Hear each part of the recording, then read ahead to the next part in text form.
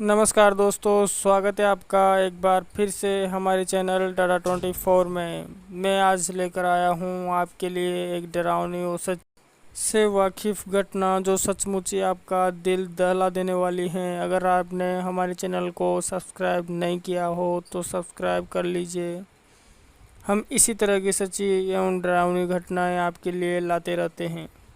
तो आइए दोस्तों, समय नहीं लगाते हुए बढ़ते हैं आज की नई कहानी की ओर हरीश के साथ।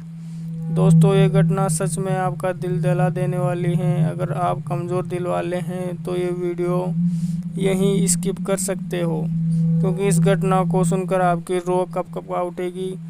और आज की हमारी ये घटना बहुत ही दर्दनाक तरीके से अरुण के साथ घटी थी। अरुण हमें बताता है कि यह बात तब की है जब मेरे कॉलेज का बीए फाइनल ईयर चल रहा था।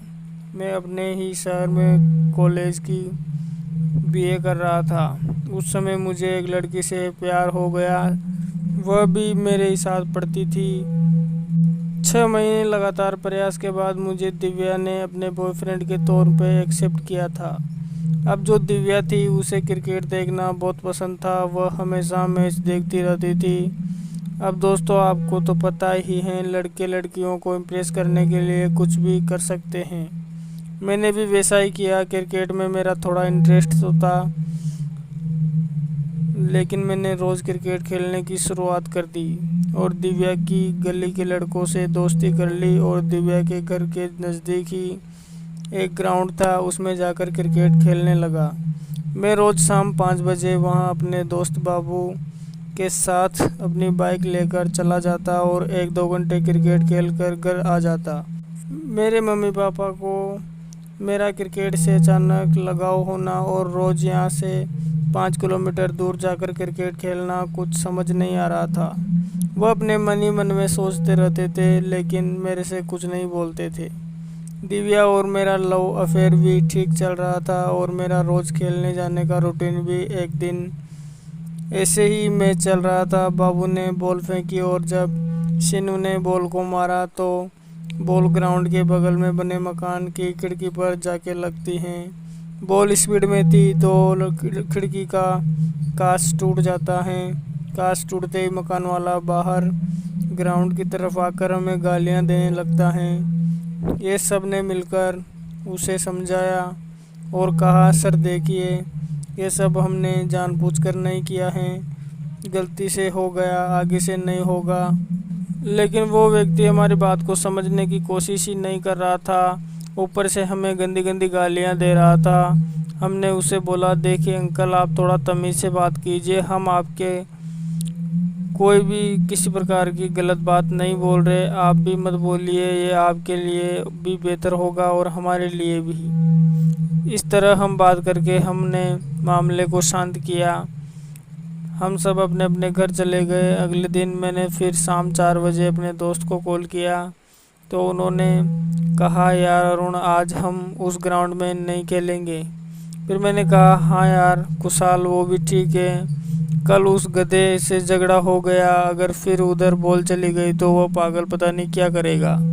फिर कुशाल मुझसे कहता है, लेकिन यार अरुण, तेरे लिए एक खुशी की बात है। मैंने कहा, जल्दी बोल यार, ऐसी क्या बात है मेरे लिए खुशी की।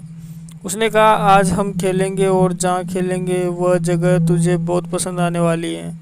मैंने कहा, कहाँ खेलेंगे यार, एक बार बता तो सही। उसने कहा, अरुण, वो जो तेरी गर्लफ्रेंड है ना दिव्या, उसके घर के जस्ट सामने अभी हाल ही में किसी ने जगह खरीदी है। कोई वहाँ निजी अस्पताल बनाना चाहता है, अभी उसका काम चालू नहीं हुआ है। रोड रोलर से जगह को पूरी तरह समतल कर रखा है। वहीं पर अच्छा ग्राउंड है। आज हम अपनी टीमों के साथ वहाँ ही चलकर खेलेंगे। बता तू क्या कहता है। मैंने कहा, अरे यार कुशाल, ये तो बहुत अच्छा दिमाग दौड़ाया तूने। मैं अभी 10 मिनट में वहाँ पहुँच रहा हूँ, तो अपनी टीम को लेकर जल्दी वहाँ आ जा। वो कहता है, अरे यार अरुण, थोड़ी तसल्ली तो रख, अभी थोड़ी देर लगेगी मुझे, मैं आधा घंटे में वहाँ पहुँच जाऊँगा। मैंने कहा, जल्दी कर यार। अब वो मुझसे आधा घंटा सब्र नहीं हो रहा था। उसने कहा, ठीक है, कॉल कर रहा हूँ मैं। लड़के के साथ थोड़ी देर बाद इंतज़ार करके मैं ग्राउंड में पहुंचा। ग्राउंड में पहुंचते ही मुझे छत पर दिव्या टहलती हुई दिखी।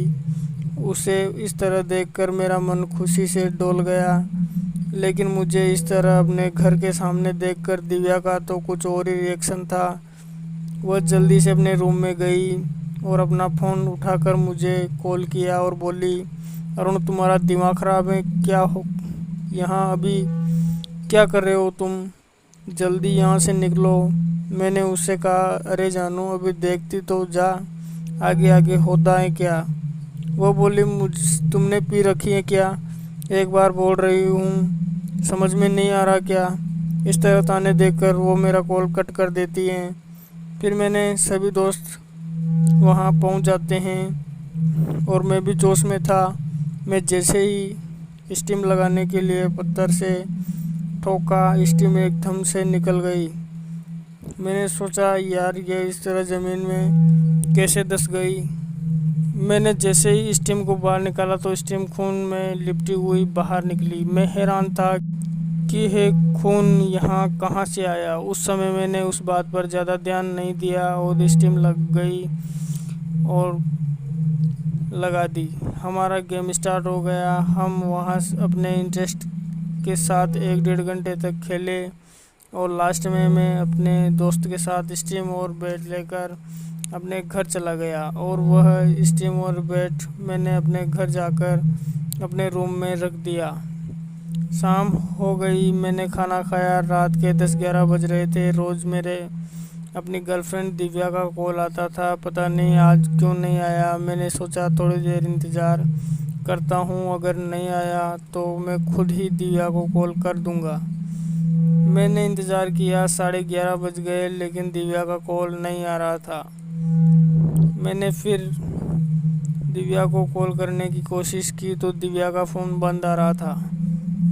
मैं चक्कर में पड़ गया, यार ऐसा तो कभी नहीं हुआ। आज अचानक दिव्या तो मुझसे रात के घंटों बातें करती थी, लेकिन मैंने खुद का आश्वासन दिया कि कोई मजबूरी फंस गई होगी, इसलिए ही आज दिव्या का कॉल नहीं आया।